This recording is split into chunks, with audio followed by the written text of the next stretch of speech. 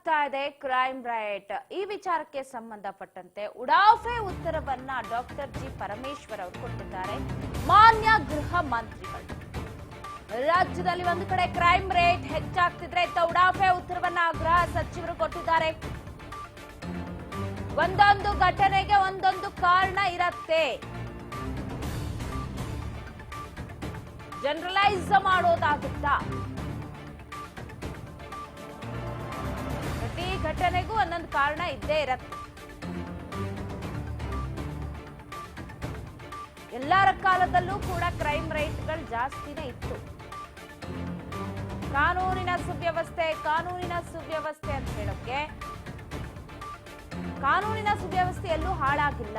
BJP ಅವ್ರ ಬಾಯಿಗೆ ಬಂದಂಗೆ ಮಾತಾಡ್ತಾರೆ, ನಾವು ಶಾಂತಿ ಕಾಪಾಡ್ತೀವಿ.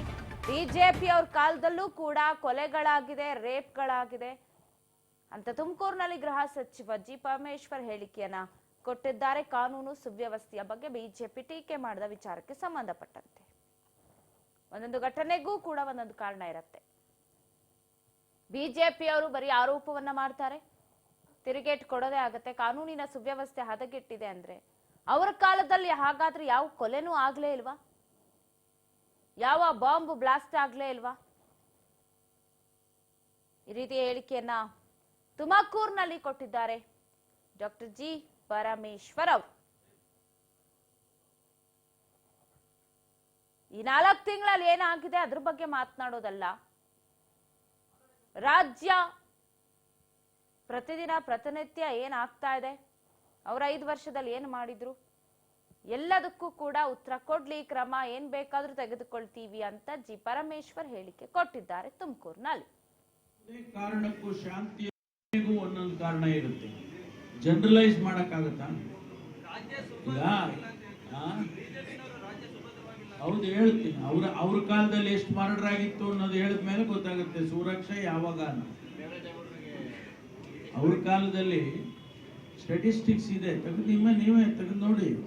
22ರಲ್ಲಿ ಎಷ್ಟಿತ್ತು, 23ರಲ್ಲಿ ಎಷ್ಟಿತ್ತು? ಮರ್ಡರ್ಗಳು 22ರಲ್ಲಿ ಎಷ್ಟಿತ್ತು, 23ರಲ್ಲಿ ಕಮ್ಮಿ ಆಗಿದೆ. ಯಾವುದು ಈ 4 ತಿಂಗಳಲ್ಲಿ ಜಾಸ್ತಿ ಆಗಿದೆ ಅನ್ನೋದು ಹೇಳ್ಕೊಂಡು ಎಲ್ಲ ಆಗಿದೆ ಅಂತ ಹೇಳ್ಬಿಟ್ರೆ ಅವ್ರು ಹೇಳಿ ಕಾನೂನು ಸುವ್ಯವಸ್ಥೆ ಕರ್ನಾಟಕದಲ್ಲಿ ಸರಿಯಾಗಿ ಇದೆ. ಇವ್ರನ್ನ ಕೇಳ್ಕೊಂಡು ನಾವು ಸರ್ಕಾರ ಕಾನೂನು ವ್ಯವಸ್ಥೆಯನ್ನು ಮಾಡೋದಿಲ್ಲ. ಜನಗಳಿಗೆ ಶಾಂತಿಯಿಂದ ನೆಮ್ಮದಿ ಇರೋದಕ್ಕೆ ಏನು ಸ್ಟೆಪ್, ಏನು ಕ್ರಮ ಬೇಕಾದ್ರೂ ತಗೊಂತೀವಿ. ಕರ್ನಾಟಕದಲ್ಲಿ ಶಾಂತಿಯನ್ನ ಕಾಪಾಡೋದಕ್ಕೆ ಭಾರತೀಯ ಜನತಾ ಪಾರ್ಟಿಯವರು ಎಷ್ಟೇ ಪ್ರಯತ್ನ ಮಾಡಿದ್ರು ಕೂಡ, ಶಾಂತಿಯನ್ನ ಕೆಡಿಸೋದಕ್ಕೆ ಪ್ರಯತ್ನ ಅವ್ರು ಎಷ್ಟು ಮಾಡಿದ್ರು ಕೂಡ ನಾವು ಕಂಟ್ರೋಲ್ ಮಾಡ್ತಕ್ಕಂಥ ಶಕ್ತಿ ಸರ್ಕಾರಕ್ಕಿದೆ, ಮಾಡ್ತೀವಿ.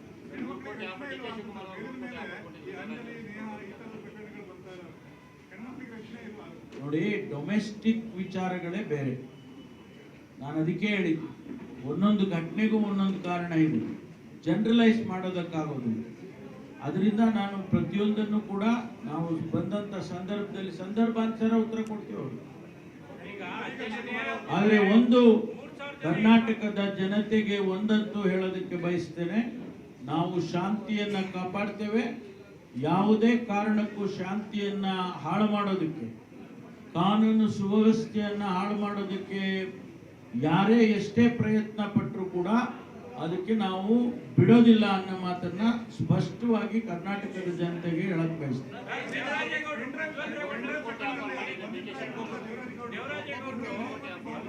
ಅದನ್ನೆಲ್ಲ SIT-ನವ್ರು ನೋಡ್ಕೊತಾರೆ. SIT-ನವರು ಅದರ ಸಾಧಕ ಬಾಧಕವನ್ನ ಗಮನಿಸ್ತಾರೆ. ಅದರ ಅಗತ್ಯ ಇದ್ರೆ ಅದಕ್ಕೆ ತನಿಖೆಯಲ್ಲಿ ಸೇರಿಸ್ಕೊಂಡ್ರೆ ಒಂದೊಂದು ಕಾರಣ ಇರುತ್ತೆ, ಜನರಲೈಸ್ ಮಾಡಕ್ಕಾಗತ್ತಾ?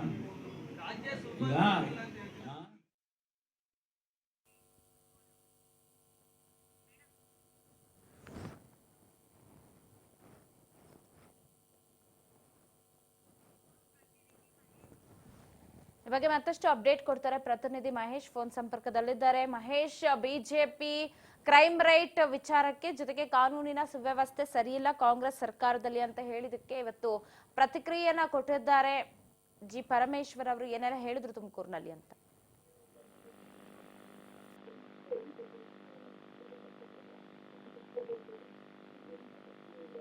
ಧ್ವನಿ ಕೇಳಿಸ್ತಾ ಇದ್ರೆ ಈಗಾಗಲೇ ಕಾನೂನಿನ ಸುವ್ಯವಸ್ಥೆ ಸರಿಯಿಲ್ಲ ಅಂತ ಬಿಜೆಪಿ ಮಾತನಾಡಿರೋದಕ್ಕೆ ಪರಮೇಶ್ವರ್ ಅವರು ಟಾಂಗ್ ಕೊಟ್ರು, ಏನೆಲ್ಲ ಹೇಳಿದ್ರು?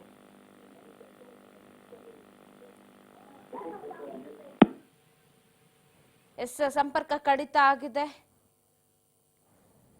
4 ತಿಂಗಳ ಬಗ್ಗೆ ಮಾತ್ರ ಮಾತನಾಡಿದರೆ ರಾಜ್ಯದಲ್ಲಿ ಕಾನೂನಿನ ಸುವ್ಯವಸ್ಥೆ ಸರಿಯಾಗಿನೇ ಇದೆ ಅಂತ ಹೇಳಿದ್ರು. ಇವರನ್ನ ಕೇಳ್ಕೊಂಡು ಸರ್ಕಾರ ನಡೆಸಕ್ಕಾಗಲ್ಲ, ಇವ್ರ ಕೆಲಸನೇ ಟೀಕೆ ಟಿಪ್ಪಣಿಗಳನ್ನ ನಡೆಸೋದು ಅಂತ ಜಿ ಪರಮೇಶ್ವರ್ ಹೇಳಿಕೆಯನ್ನ ಕೊಟ್ಟಿದ್ದಾರೆ.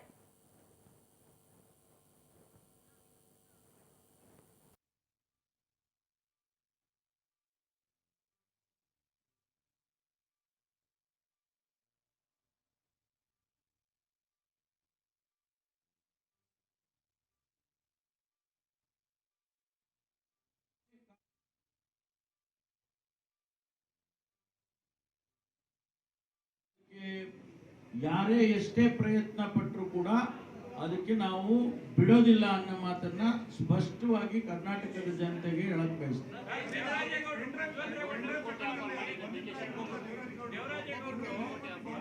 ಅದನ್ನೆಲ್ಲ SIT-ನವ್ರು ನೋಡ್ಕೊಂತಾರೆ. SIT-ನವರು ಅದರ ಸಾಧಕ ಬಾಧಕವನ್ನ ಗಮನಿಸ್ತಾರೆ. ಅದರ ಅಗತ್ಯ ಇದ್ರೆ ಅದಕ್ಕೆ ತನಿಖೆಯಲ್ಲಿ ಸೇರಿಸ್ಕೊಂಡ್ರೆ ಒಂದೊಂದು ಕಾರಣ ಇರುತ್ತೆ. ಜನರಲೈಸ್ ಮಾಡಕ್ಕಾಗತ್ತಾ? ಈಗ ಹೌದು ಹೇಳ್ತೀನಿ, ಅವ್ರ ಕಾಲದಲ್ಲಿ ಎಷ್ಟು ಮರ್ಡರ್ ಆಗಿತ್ತು ಅನ್ನೋದು ಹೇಳ್ತೀನಿ. ಮತ್ತಷ್ಟು ಸುದ್ದಿ ಸ್ಮಾಲ್ ಬ್ರೇಕ್ ಆದ್ಮೇಲೆ